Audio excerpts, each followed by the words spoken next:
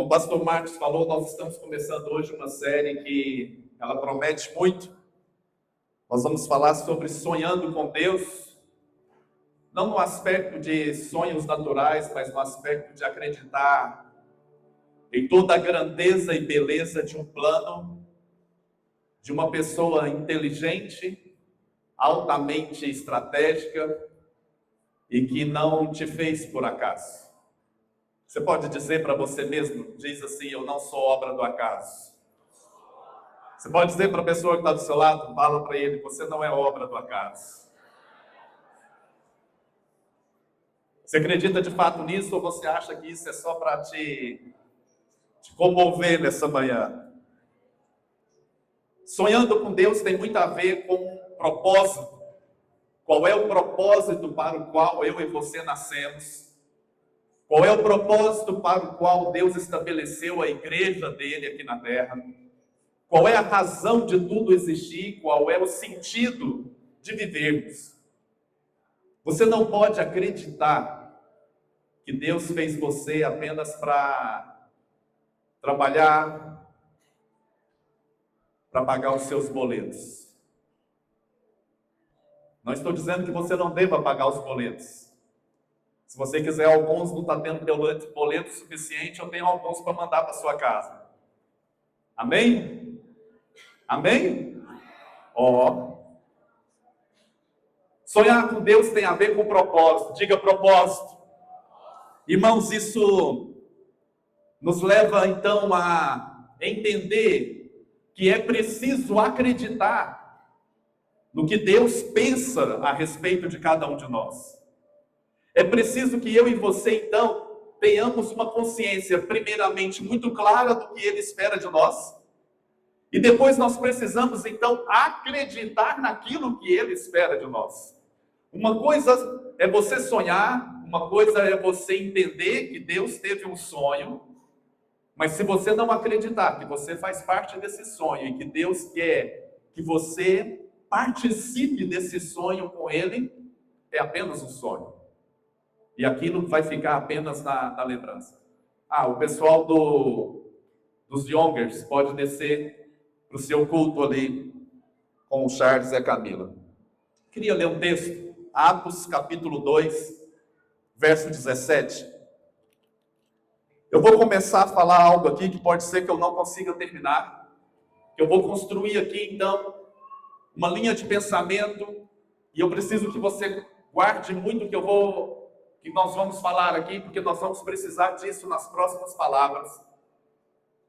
E eu queria que você então entendesse a essência daquilo que Deus quer nos ensinar nesses dias. Atos capítulo 2, verso 17.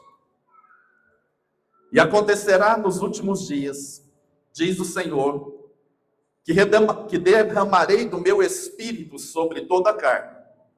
Vossos filhos e vossas filhas profetizarão.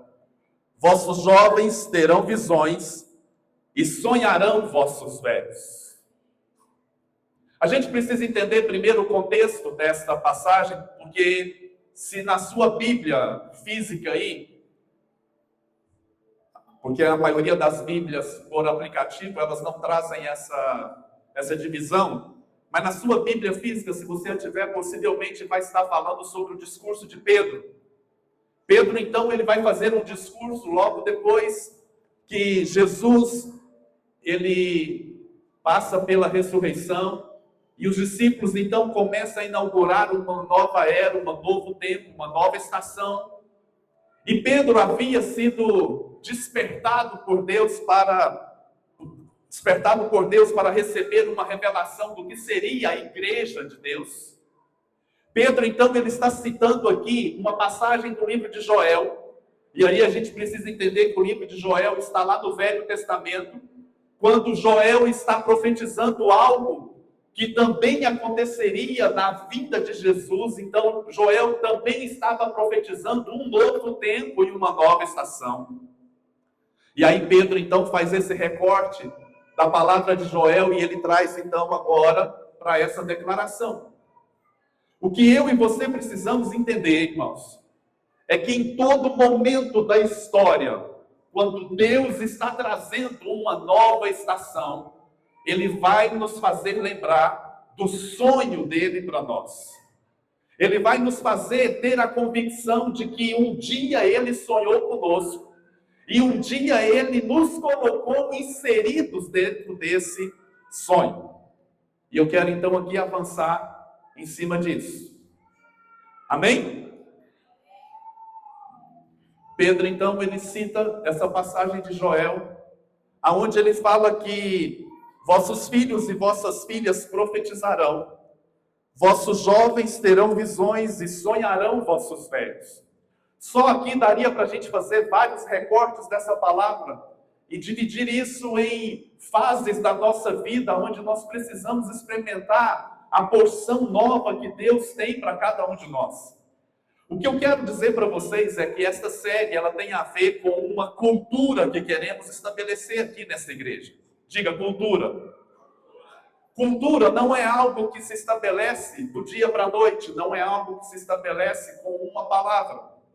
Já desde o ano passado, nós estamos mencionando uma série de afirmações, de decretos, aonde nós queremos construir aqui uma comunidade profética. E nessa comunidade profética, nós entendemos que nós fomos chamados para sermos abençoadores de pessoas. Nós fomos chamados para carregar uma essência, transmitir essa essência, e ao transmitir essa essência, nós não estamos aqui para nos incharmos dessa essência e retermos aquilo que Deus está nos dando, porque nós entendemos que Deus nos dá para que nós possamos compartilhar.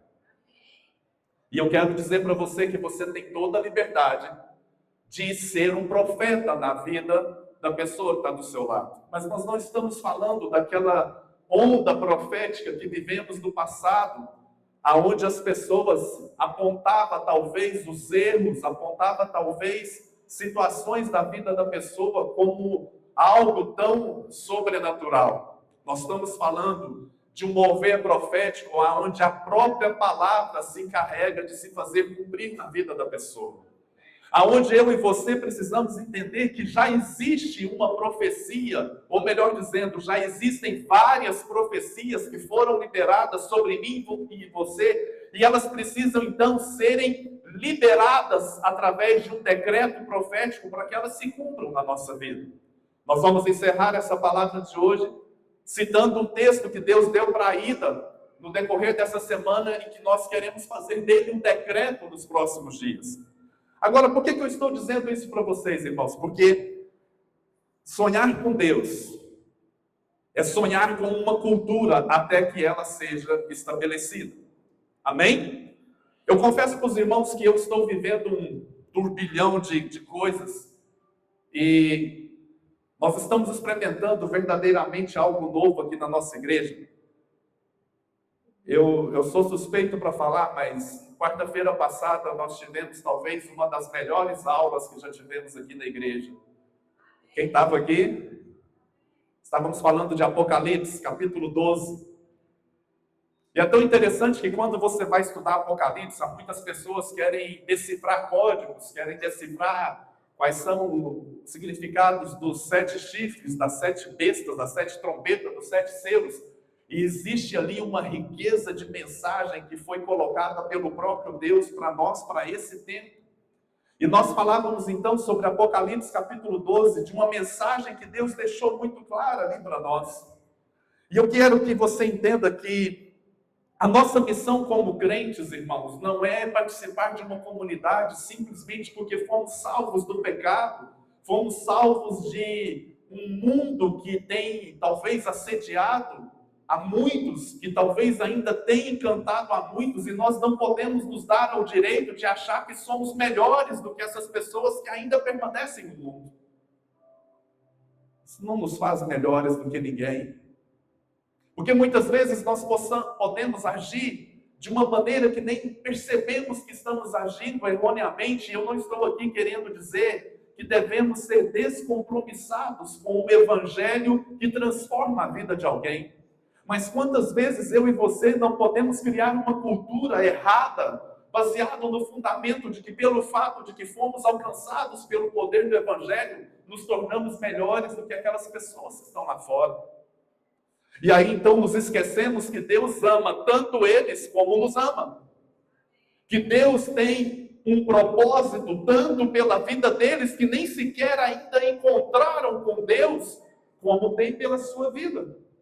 E quantas vezes nas circunstâncias do nosso cristianismo nós somos levados a, desculpa a expressão, a uma altivez, a uma presunção de acharmos que porque fomos alcançados pelo Evangelho nos tornamos pessoas melhores, mais abençoadas talvez, mais dignas de receber uma bênção ou uma promessa de Deus. E nos esquecemos que um dia estivemos lá do outro lado, e se não for a graça e a misericórdia de Deus se manifestando nas nossas vidas, não estaríamos aqui hoje, não é verdade?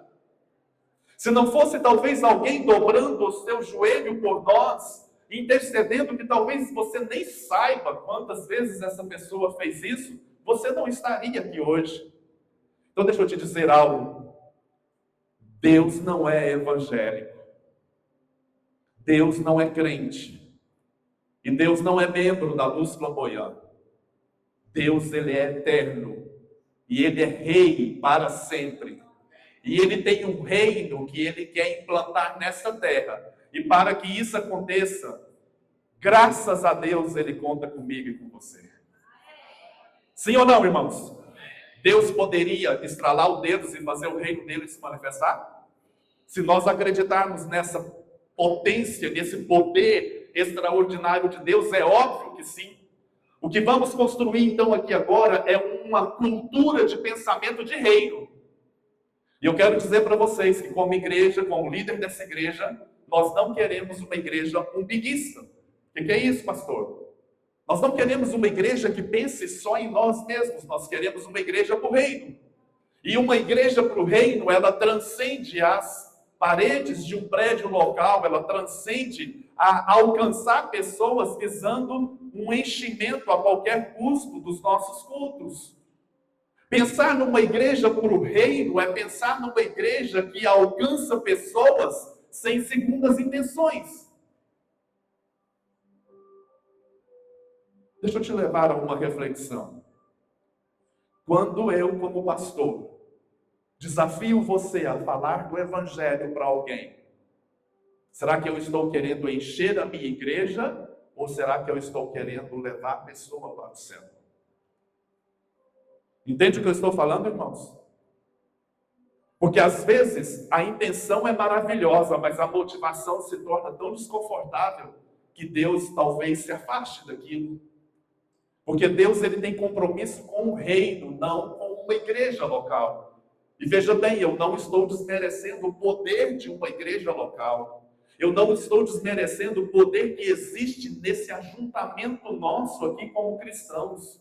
Mas tudo aquilo que eu faço e opero em cumprimento da palavra de Deus, entenda, não é para uma igreja local. Deus não deixou nada para uma igreja local na Bíblia. Deus deixou princípios para uma igreja de reino. Uma igreja que se estabelece nos céus, assim como na terra, assim como é nos céus.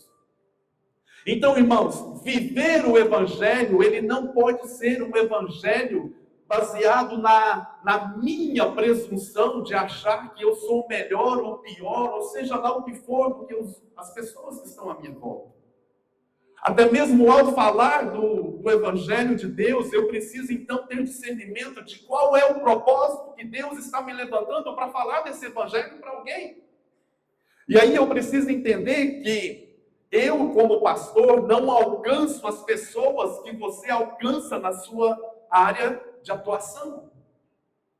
E aí, se nós formos ver ao longo da história da igreja, você vai ver que a igreja, ela passou por uma grande influência dentro de um contexto histórico, aonde até essa plataforma aqui é fruto de uma história de igreja, aonde se estabeleceu uma divisão muito grande entre os leigos e o clero, entre aqueles que exerciam um certo poder e aqueles que eram dominados por aquele poder.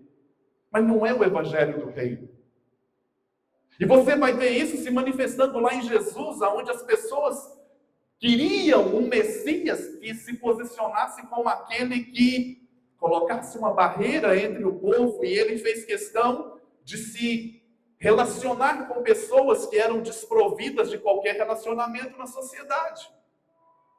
Quando você pega, por exemplo, quando ele vai ao poço beber água com a mulher samaritana, ele não se preocupa com o que pensariam dele. E ele, então, imediatamente tenta se conectar com aquela mulher samaritana, porque a intenção dele não era desfazer de leis ou de dogmas ou de paradigmas ali daquela época. A intenção dele era alcançar o coração daquela pessoa. Falávamos na aula de Apocalipse, quando tocávamos ali nas duas testemunhas que lá em Apocalipse levanta, e claramente se fala de Moisés e de Elias. Quando você olha para Moisés, ele matou uma pessoa. Eu não estou aqui liberando a nós e a nenhum de nós para sair fazendo atrocidades por aí. Mas o fato de Moisés ter errado naquele momento não o desqualificou para ser o libertador do povo de Israel, porque Deus ainda contava com Moisés. Mas o que acontece em muitas igrejas, e eu não estou aqui nos excluindo disso, nós somos os primeiros a apontar os erros uns dos outros e a desqualificá-los para o propósito que Deus tem para a vida deles. Basta a pessoa cometer um pequeno erro, um pequeno deslize, que nós fazemos questão não é de discipliná-lo, é de simplesmente ignorá-lo. E nós então nos tornamos deuses dessas pessoas e acabamos nos tornamos julgadores dessas pessoas e excluímos elas do propósito porque um dia ela errou. E eu fico imaginando Jesus num momento como esse, se ele apenas não estaria rabiscando algo no chão e dizendo: aquele que nunca errou, aquele que nunca deslizou, seja o primeiro a pegar o microfone e anunciar então um novo evangelho. Entenda, eu não estou dizendo que temos permissão para viver em pecado. Eu não estou dizendo que temos permissão para permanecer no erro. Mas eu estou dizendo que se errarmos, não perdemos o propósito para o qual nascemos. Entende a diferença, irmãos? Se errarmos, não somos rejeitados por Deus e esquecidos por Deus. E talvez você já fora ferido por muitos líderes, e eu quero aqui ter a ousadia de me colocar na posição desses líderes e dizer para você: nos perdoe, porque talvez numa ânsia de querer viver um evangelho tão intenso, nós podemos ter cometido erros, nós podemos ter cometido falhas com muitas pessoas que nós simplesmente expulsamos do nosso rebanho porque nós achávamos que eram então desqualificadas. Quando na verdade esse lugar deveria ser um lugar de preparação para um propósito. Diga, preparação para um propósito. E aí, quando a gente olha para o Jardim do Éden, nós acabamos então transferindo a igreja para esse mesmo cenário. E parece que igreja é o seguinte: é um lugar perfeito, é um ambiente tão legal, é um ambiente tão propício, onde você erra a semana toda, chega no domingo, você é acolhido naquele ambiente, está tudo bem, mas depois você volta à sua vida normal, que é uma vida longe do propósito que Deus tem para você. O que Pedro então vem trazer como resgate dessa palavra de Joel é: vocês precisam voltar a profetizar numa nova estação vindo para vocês. Vocês precisam acreditar que sonhos Deus está colocando de volta no coração de vocês. E a esperança de uma obra messiânica acontecendo na minha vida e na sua, ela precisa ser verdadeira e real. Isso não é um sonho distante. Você pode dizer amém por isso? Mateus capítulo 6, verso 10. Eu queria ler esse texto com você.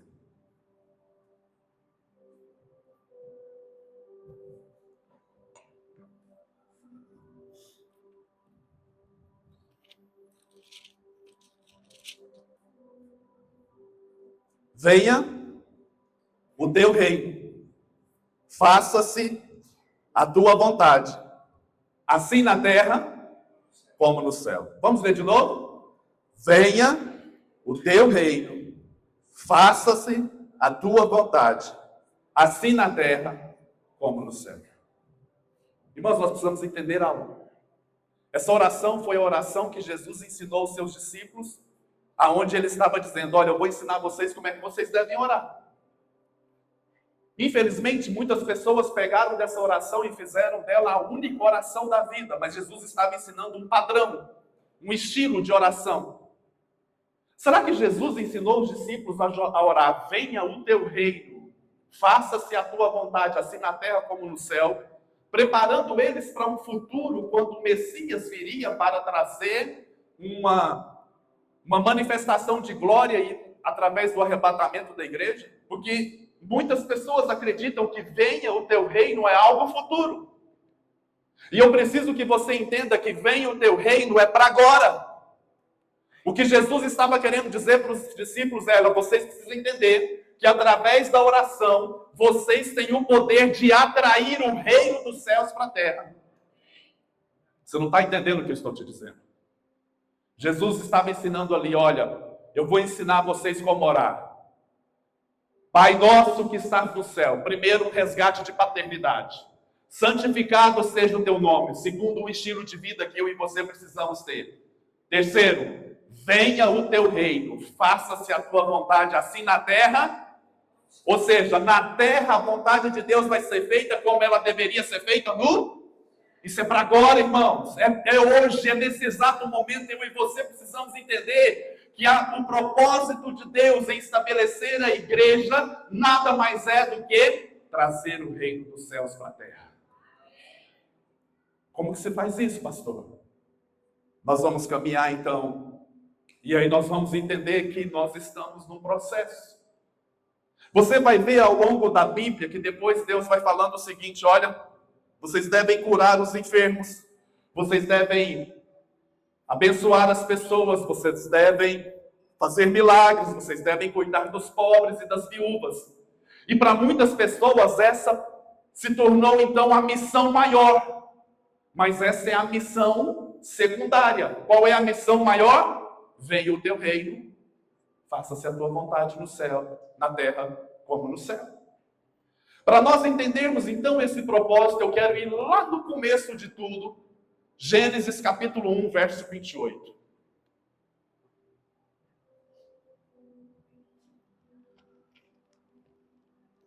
Gênesis capítulo 1, verso 28.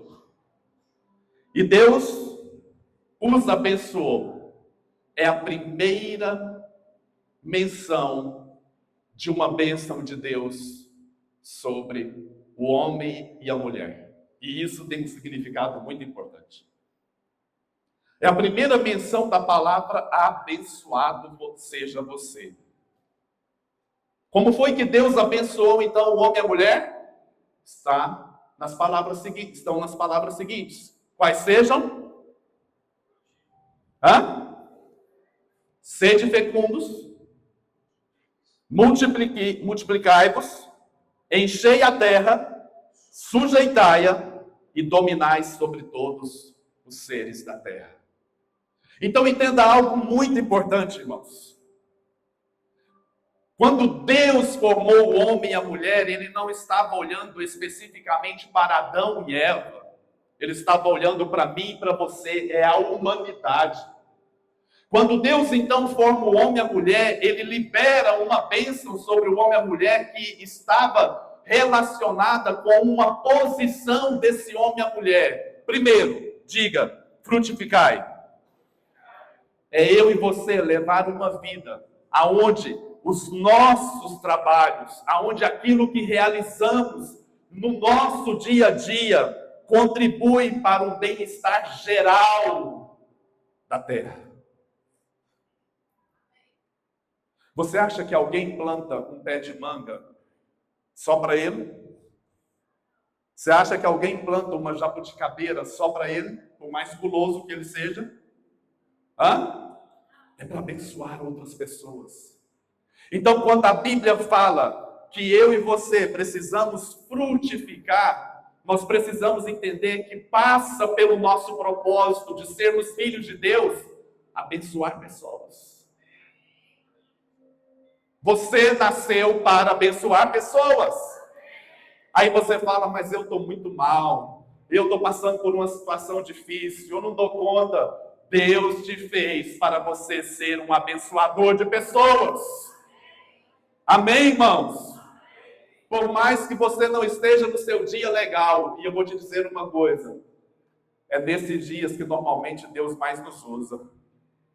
Porque é onde nós não dependemos da nossa força, mas dependemos dele para nos fazer viver aquilo. Segunda coisa, multiplicai-vos. Muitas pessoas acham que isso estava relacionado apenas em Adão e Eva terem filhos, e isso também é verdade. Mas multiplicai-vos fala de vivermos um processo orgânico da nossa vida. Fala de nós vivermos algo que é uma consequência natural, aonde eu vou manifestar aquilo que me traz uma fertilidade, não para que eu tenha peso e responsabilidade, mas que eu tenha a alegria de ver que a bênção de Deus está se manifestando na minha vida. Terceira coisa, porque eu quero me ater na última, enchei a terra. Aqui já começa a definir qual era o propósito de Deus para aquela humanidade. Diga assim comigo, o jardim era o lugar perfeito. Mas Deus não queria que tudo acabasse ali. E eu vou mostrar isso na próxima frase. Encher a terra, Deus não mandou eles encher o jardim. Deus mandou eles encher a terra. Você acha que Deus falou isso só para Adão e Eva? Adão e Eva teriam condições de encher toda a terra só por eles mesmos? É óbvio que não. Mas a última sentença que Deus libera com a bênção, ela é chave para nós entendermos. Sujeitai-a e dominai. Sujeitar, irmãos, vem de uma expressão militar, que ela tem o sentido de exercer o poder de conquista. E aí eu preciso explicar algo para você, que nós já falamos disso ano passado. Quando Deus formou o homem e Eva no jardim, só existia eles ali? O que vocês acham? Quem estava aqui na aula vai se lembrar. O que vocês acham? Só existia o homem, a mulher e a Trindade, porque Deus diz assim, façamos o homem à nossa imagem e semelhança. Então, naquele momento, só existia Deus, o homem e a mulher na terra? Hã? Não. Tem um personagem muito importante que já estava aqui. Quem? Quem falou? Por isso que eu casei com você, amor. Você é uma mulher perfeita. O diabo já estava aqui, irmãos. O diabo foi lançado na terra antes da criação do homem e da mulher. Só que em momento nenhum Deus vira para ele, para o homem e para a mulher e fala, cuidado porque tem um inimigo lá fora. Cuidado porque tem um bicho papão lá que pode te pegar. Só que nós criamos esse evangelho. Não faz isso porque Deus te castiga. Não faz isso porque senão você vai sofrer. Porque nós criamos um evangelho do medo, ao invés do evangelho do reino. Sabe o que Deus queria ensinar para o homem e para a mulher? Venha relacionar comigo e não se preocupe com ele estar lá fora. Porque quanto mais você se relacionar comigo, mais poder e autoridade você terá sobre ele. E você poderá pisar na cabeça dele, porque a autoridade está na minha vida que passará para a sua vida. Só que o que o homem fez? Não deu conta de governar a si mesmo, perdeu o governo, e aí você sabe tudo que o pecado trouxe. Aí eu te pergunto, o plano de Deus acabou? Hã? Irmãos, Jesus não é o plano B de Deus. Porque tem muitas pessoas que acham que Deus fez o homem peca e erra, e aí Deus então se arrepende e fala assim, eu preciso pensar no plano B, e aí ele chama Jesus como plano B. Jesus não é o plano B, Jesus é o plano perfeito. Jesus é o plano perfeito. E aí eu quero ler um texto com você.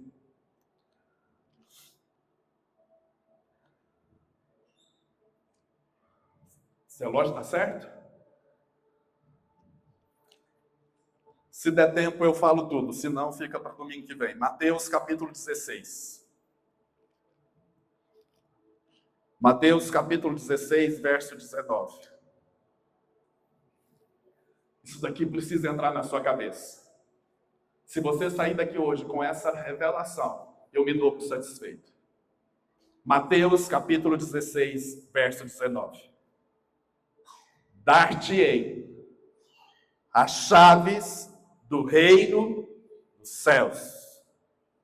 O que ligares na terra terá sido ligado nos céus, e o que desligares na terra terá sido desligado nos céus.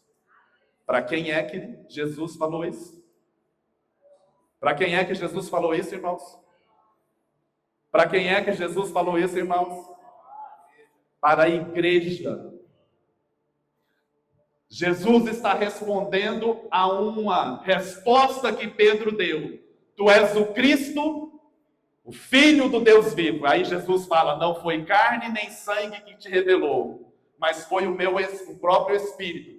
E sobre esta pedra edificarei a minha igreja. Muitos pensam que ali nasce a igreja debaixo da pedra chamada Pedro, e não, é debaixo da revelação. E aí logo depois Jesus dá essa sentença: dar-te-ei as chaves do reino dos céus. Deixa eu te dar uma boa notícia. Nós não somos mais intrusos no céu. Nós temos a chave de casa. Nós temos a chave de casa. Você é como um filho para mim. Fica de pé. Quem não sabe, esse menino é como um filho para mim. Eu acompanho ele desde os 12 anos. Cadê o Danilo? Hã? Danilo, vem cá, Danilo. Passar vergonha em você. Quantos anos eu comecei a andar com você? Ele tinha 12 anos de idade. Quantos anos você tem hoje? 37 anos. Com quantos anos nós começamos a caminhar juntos? Quantos anos você está hoje? 37. Vocês dois têm liberdade de ir lá em casa a hora que vocês quiserem? Pois é, mas nosso relacionamento dá essa liberdade para vocês? Mas vocês têm a chave lá de casa? Heitor e Henrique, cadê vocês? Vem cá, passar vergonha em vocês também. Não, Heitor, não dá essa desculpa não.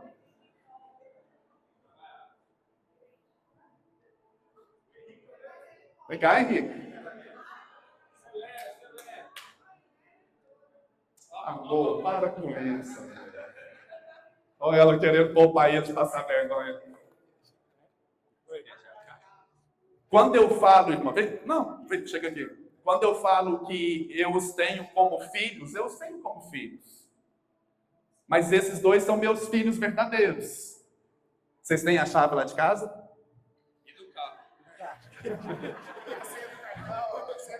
A chave do carro, o cartão do banco e por aí vai, porque são filhos.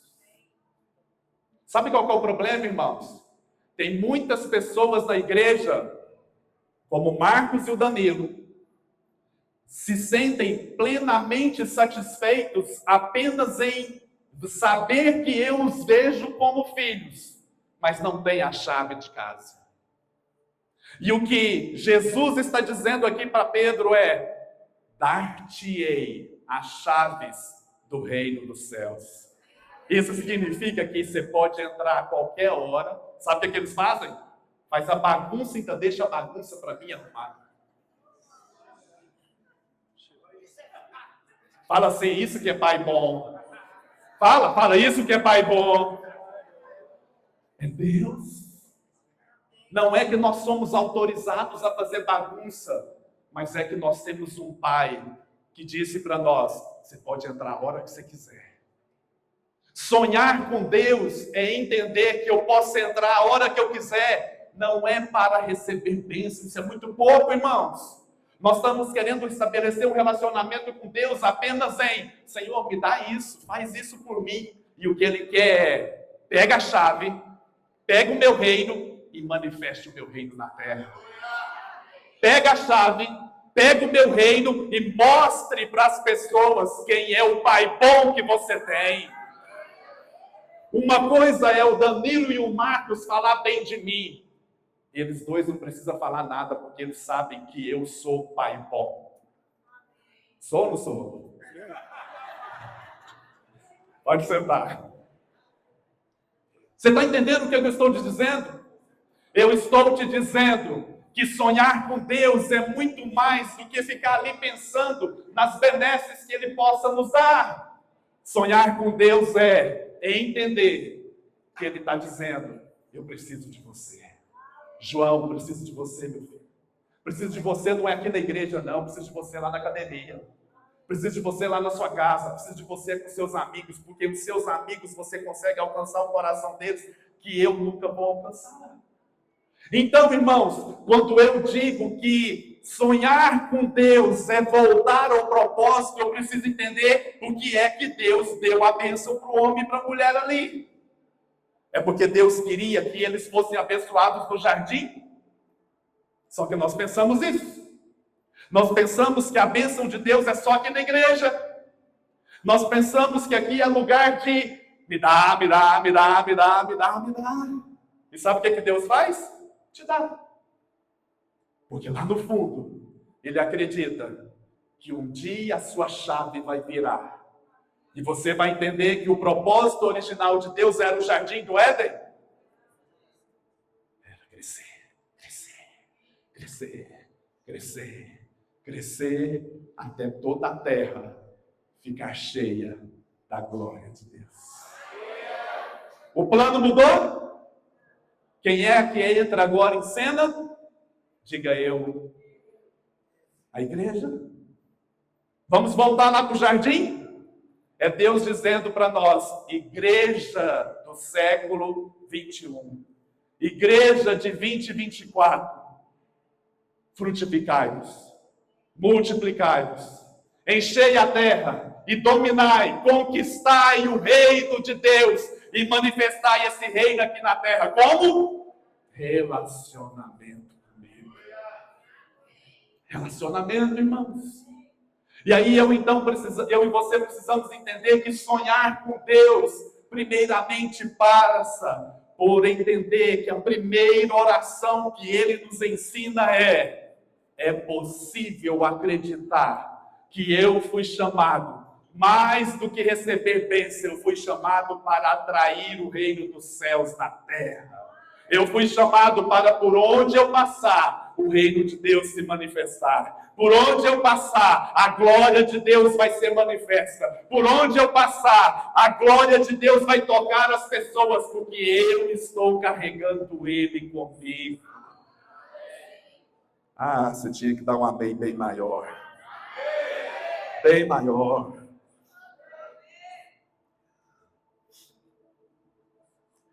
E aí, então, eu quero encerrar aqui por hoje. Queria que você lesse comigo o que Deus espera que eu e você façamos. Romanos, capítulo 16, verso 20.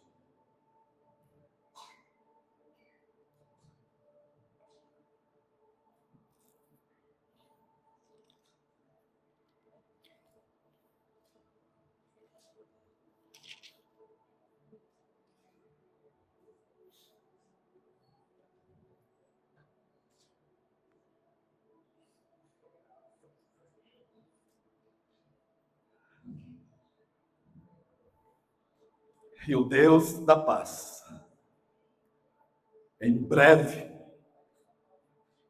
esmagará debaixo dos vossos pés a Satanás. A graça do nosso Senhor Jesus seja convosco.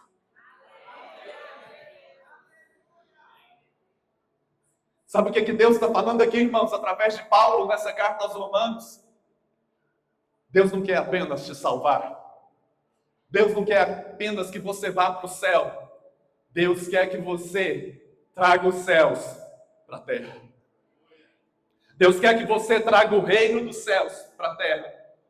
E isso é feito quando você entende que você foi colocado numa posição de autoridade e conquista. Quer que eu te prove? Sim? Efésios, capítulo 1.